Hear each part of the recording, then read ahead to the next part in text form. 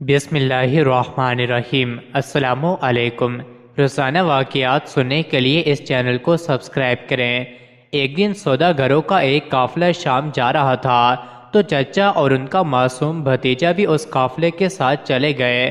راستے میں جہاں قافلے کے لوگ کچھ دیر آرام کیا کرتے تھے، ٹھیک اسی جگہ ایک عیسائی عبادت گاہ تھی، جہاں ایک عیسائی عبادت گاہ کا نگران، جسے راہب کہتے ہیں، عبادت کر رہا تھا، جو ان دستاویزات کا محافظ بھی ہوتا تھا جو نسل در نسل اس عبادت گاہ میں چلی آ رہی تھی، اور یہ راہب بھی ان دستاویزات اور ان میں بیان کی گئی باتوں سے بخوبی واقف تھا۔ اب جو یہ قافلہ جس میں یہ دونوں چچا بھتیجا تھے عبادت گاہ سے ذرا فاصلے پر آ کر ٹھہرا تو راہب نے قافلے پر ایک نظر ڈالی اور ایک دم ہی چونک پڑا، کیونکہ جب وہ دور قافلے کو آتا دیکھ رہا تھا تو اسے بادل کا ایک چھوٹا سا ٹکڑا اس قافلے کے اوپر سایہ کیا ہوا نظر آیا تھا، مگر اس نے محض ایک اتفاق سمجھا۔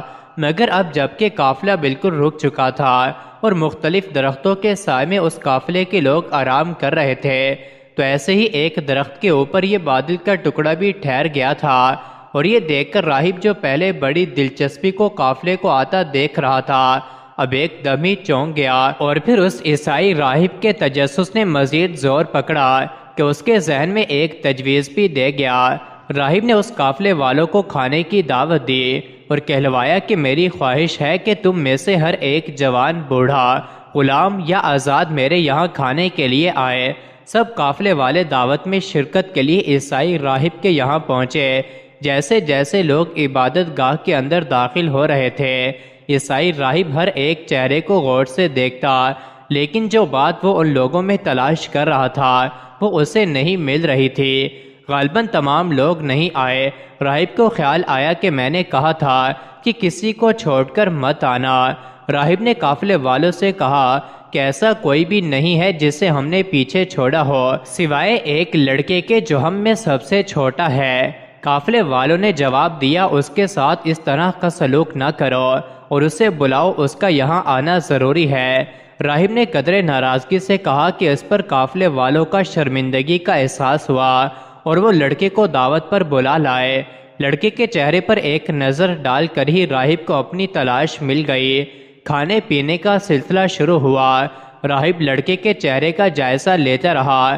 کھانے کا سلسلہ ختم ہوا تو راہب کم عمر مہمان کے پاس بیٹھ گیا اور مختلف سوالات کرتا رہا۔ نو عمر لڑکا بڑے مناسب اور صاف گوئی سے جوابات دیتا رہا اور کسی قسم کی جھجک محسوس نہ کی۔ اس نے اس کی ابا کاندھے سے اٹھا کر پیٹھ دیکھنے کی خواہش کی۔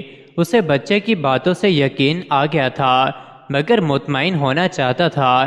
بچے کی پیٹھ پر نشان دیکھنے کے بعد راہب نے اس کے چچا سے سوال کیا کہ بچے سے تمہارا کیا رشتہ ہے؟ چچا نے، جو کہ اپنی اولاد سے بڑھ کر اس کی پرورش کی تھی، اس لیے جواب دیا کہ یہ میرا بیٹا ہے، یہ تمہارا بیٹا نہیں ہے۔ راہب نے پورے یقین سے کہا کہ یہ ممکن ہی نہیں کہ اس کا باپ زندہ ہو، یہ میرے بھائی کا بیٹا ہے۔ چچا نے جواب دیا، پھر اس کا باپ کہاں گیا؟ راہب نے ایک اور سوال چچا سے کیا کہ وہ انتقال فرما گئے تھے جب اس کی پیدائش نہیں ہوئی تھی۔ یہ بالکل سچ ہے۔ راہب نے فوراً تصدیق کی، اپنے بھائی کے بیٹے کو فوراً اپنے ملک لے جاؤ اور یہودیوں سے بچا کر رکھو۔ میں اللہ کی قسم کھا کر کہتا ہوں کہ اگر وہ اسے دیکھ لیں اور جو کچھ میرے علم میں ہے وہ بھی جان جائیں تو اس کو نقصان پہنچ سکتا ہے۔ تمہارے بھائی کے اس بیٹے کے لیے قدرت نے اپنے خزانے میں بڑی عظمتیں سنبھال کر رکھی ہوئی ہیں۔ راہب نے اپنی تعلیمات کے مطابق صاف صاف چچا جان کو ہر بات بتائی، اور پھر وہ وقت بھی آیا جب اس لڑکے کو اللہ نے اپنے آخری نبی صلی اللہ علیہ وآلہ وسلم کی حیثیت سے منتخب کیا۔ جی ہاں، محمد صلی اللہ علیہ وآلہ وسلم، ہمارے پیارے نبی صلی اللہ علیہ وآلہ وسلم، جنہوں نے اپنی تمام زندگی اس فرض کو انجام دینے میں لگا دی جس کے لیے اللہ تعالیٰ نے انہیں بھیجا تھا۔ ہماری دعا ہے اللہ پاک ہمارے نبی محمد صلی اللہ علیہ وسلم پر ہماری طرف سے لاکھوں کروڑوں درود و سلام نازل فرمائے، آمین۔ مزید ایسے ہی ویڈیوز کے لیے چینل کو ضرور سبسکرائب کریں۔